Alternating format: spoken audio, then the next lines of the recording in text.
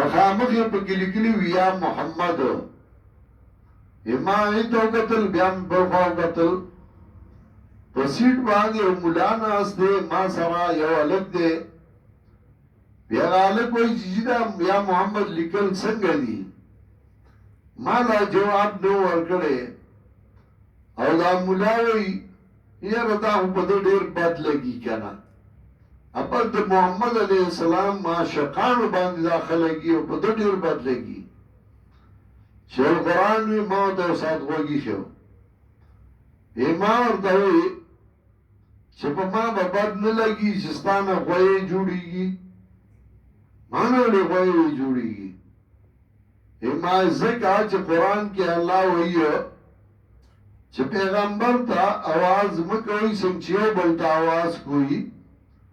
او که دا کارو موږ چې ګوټاګان اخوا نه آواز کوي اکثر هم لا یعقلون، دا بې عقله دي. نو بیا که خو غویې نو چې ته ته لیکي او ته دې ته جایز وایي نو ته غویې. وی کلنډر له آواز ورکړه چې ودرو ګاډي لږ چې ودرو کوڅ وي چې تاسو سره نه ځم. کلنډر ورته وایي چې ولې نه دی؟ وی بس نه ځم. ما کلنډر ته وایي چې راځه راځه دې مونږ سره نشي تللی. دا د بنیانو ګاډی د غواړو نه چې غویې به پکې ځي. اکثر هم لا یعقلون.